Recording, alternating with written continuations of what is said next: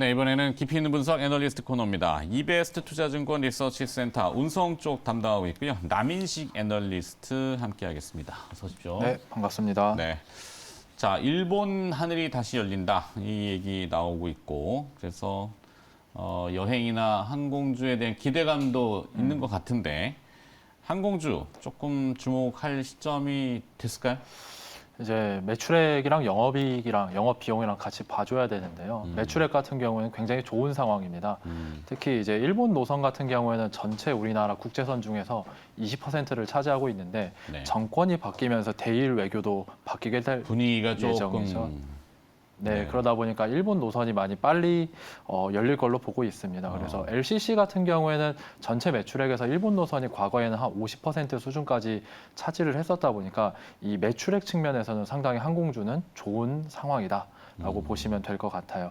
네. 근데 반대로 보면은 영업 비용 쪽을 조금 지금 신경이 많이 쓰이는 게 사실입니다. 네. 환율도 올라갔고 두바이 유가도 올라가고 당연히 제트 유가도 많이 올라간 상황이다 보니까 항공유라고 하나요? 제트유? 네, 항공유라고 하죠.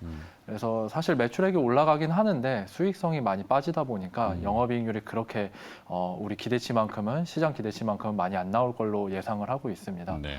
그래서 리오프닝 때문에 사실 항공주가 조금 주가가 많이 선반영한 측면도 있다 보니까 저는 지금 상황에서는 분명히 일본 노선이 열리는 건 좋은데 약간 좀 조심스럽게 접근을 하자라고 요약드리겠습니다. 그러니까 표면적으로는 이제 뭐 리오프닝 그리고 또 이제 하늘길이 열리고 일본 관광의 재개 뭐 이런 분위기들이 많이 돼서 매출이 확 늘 것 같은데 네.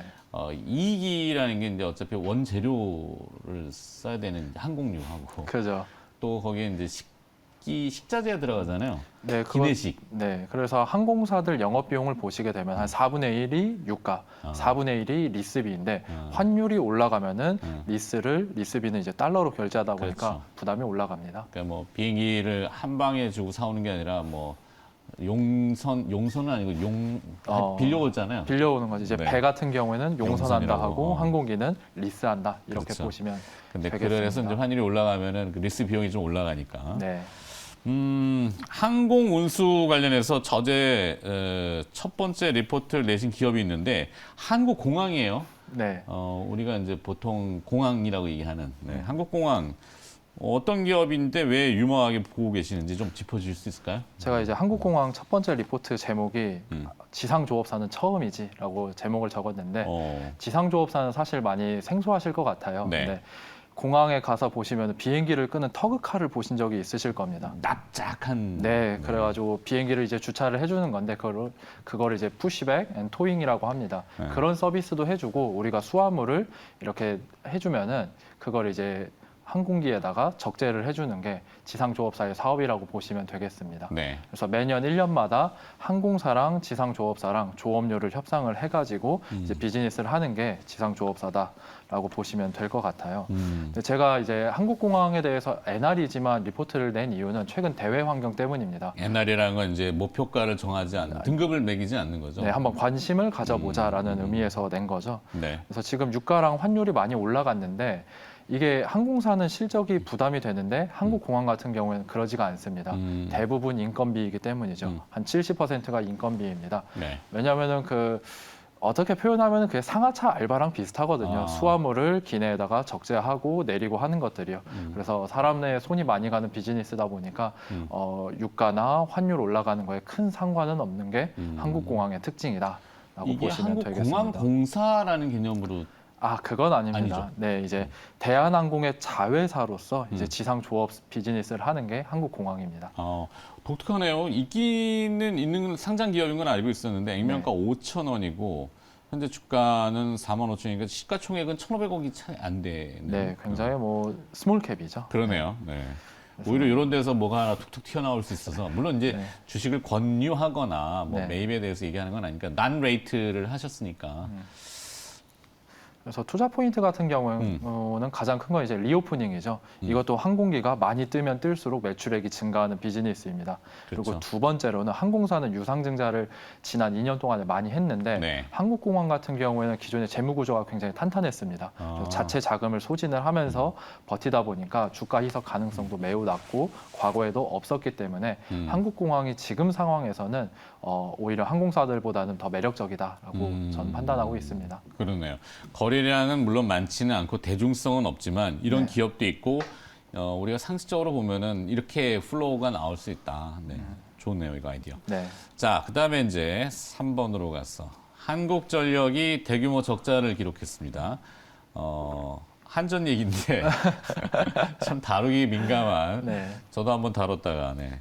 자, 한전에 대해서 좀 들려주시겠어요? 이게 다루기가 애매한 게 이제 정부의 정책 방향성이랑 같이 가다 보니까 네. 한국전력이 말씀드리기가 어렵긴 한데 한국전력이 그래서 5년마다 한 번씩 기회를 줍니다. 근데 과거 5년은 계속 하락을 했는데 제가 판단했을 때는 지금 큰 기회가 한 번 오고 있다라고 해가지고 요새 한국전력을 많이 말씀을 드리고 있어요. 네. 그래서 전력 구매 가격 상한제라는 거는 전력 도매 가격이 지금처럼 국제 원자재 가격이 올라가다 보니까 그거를 상한을 하자.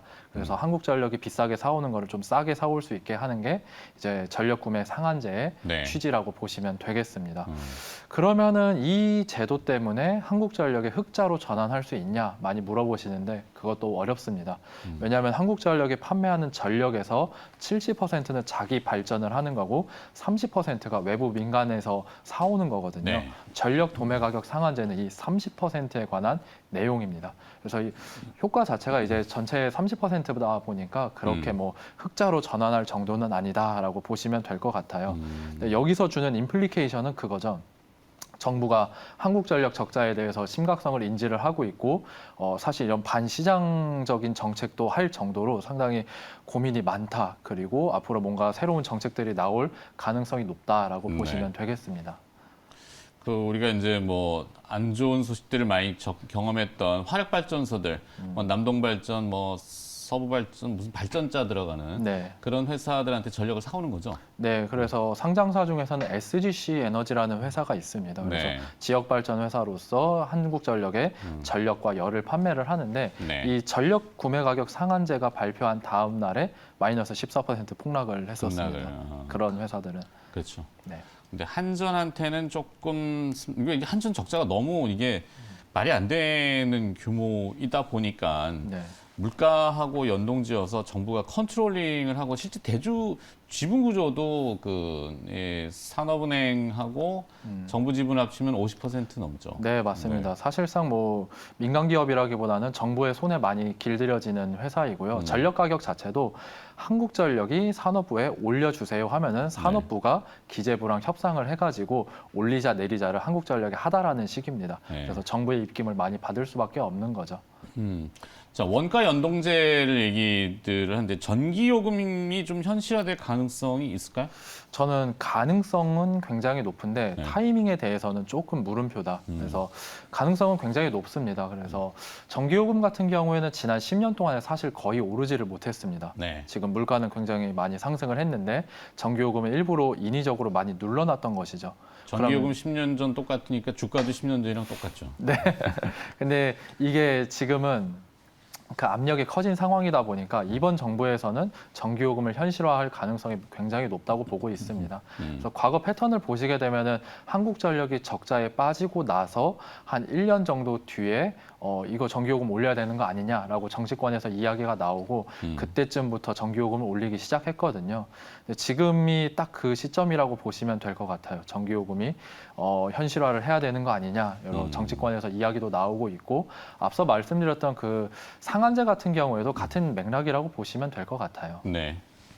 그래서 이명박 정부 초기랑 지금 정부랑 저는 상당히 비슷하다고 보고 네, 있습니다. 색깔이 비슷하죠. 네, 뭐 정치 그때도 이제 정권이 바뀌기도 했고 당시에도 공급 쪽 충격 때문에 물가가 올라가가지고 제 기억에는 그때 아마 MB 인덱스라고 해가지고 MB 네, 물가지수 네, 네. 나와가지고 강제했던. 네, 그때도 상당히 물가, 인플레이션이 사회적인 이슈였는데 지금도 마찬가지죠. 그래서 이명박 정부 초기에서도 처음에는 우리 정부는 전기요금 인상 안 한다라고 했다가 결국에 한 9개월 정도 정도 돼서는 이제 천천히 인상을 하기 시작했습니다. 네. 그래서 타이밍으로 봤었을 때는 일단은 지방선거가 끝나고 나서 그리고 아마 연말 아니면 내년 초 이때쯤에 한번 전기요금이 인상되지 않을까 이렇게 판단하고 있습니다. 네. 그러네요. MB 인덱스가 생각이 추억에 그때 가장 피해가 신라면 블랙이었죠. 농심이 그때 눈치 설렁탕 한 그릇의 영향을 다 담았어요. 근데 과정 광고로 네. 가격 올렸다가 두들겨 맞아가지고 자 그렇게 되면 안 돼요. 이게 시장을 강제하는 것은 꼭 병폐가 생기기 때문에 네, 저도 그 얘기는 이제 자 그러면은 바이든 대통령 이거 이제 한전은 그렇고 그다음에 이제 원전 동맹을 미국하고 얘기들이 오가잖아요. 요거를 좀 빨리 얘기해 주시고 네. 넘어가야 될 것 같은데. 약간 시간이 조금 촉박하기는 네네네. 한데 이번에 한미 정상회담 공동 선언문에서 우리 한국 너네들이 우리 동맹 질서에 들어와서 좋다라는 말은 그런 거죠.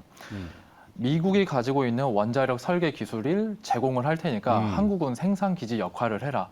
두산 에너빌리티가 원자로를 만들고 있으니까 너희들이 우리의 생산을 맡아달라라고 보시면 될 것 같아요. 과거의 반도체랑 똑같네. 네, 그리고 반도체랑 거의 비슷하죠. 그렇죠. 설계도 넘겨줄 테니까 일단 일들을 만들어 이렇게 한 거죠. 네, 그래서 그러면은 원자력 주식들이 굉장히 좋은데 그 중에서도 옥석을 가려야 되는 거죠. 저는 SMR 관련주에 주목을 하라고 말씀드리고 싶습니다. 네. 그래서 SMR 관련주 중에서도 여러 가지 종목들이 있는데 지금 아직 리포트를 공식적으로 내서 막 종목 이야기를 말씀드리기는 어려운데 연구소를 운영하는 기업이 하나가 있습니다. 네. SMR 연구소를 그 기업이 굉장히 좋아 보이는 상장 것 기업인가요? 같아요. 네, 상장 회사입니다. 오. 네, 아직 제가 다음 주에 리포트가 나올 예정이어가지고 네네네. 뭐 그 규약 때문에 네. 언급할 수는 없군요. 자, 그래서 운송 유틸리티 관련주 투자 전략 최선호주 정리해야 됩니다. 지금은 한국전력이 가장 좋아 보입니다. 안전. PBR도 바닥에 있고 내년 전기요금 올라갈 거 생각을 하면은 네. 지금이 적기라고 판단하고 있습니다. 동의. 한전은 저희도 좀 많이 다뤄왔어요. 네. 다루다가 해보니까 공감을 하는 부분도 있고 해서 자 여기까지 듣도록 하겠습니다. 시간이 좀 아쉽긴 한데 자 이베스트 투자증권 리서치 센터 운송 쪽 담당이시고요. 남인식 애널리스트가 수고해 주셨네요. 고맙습니다. 네.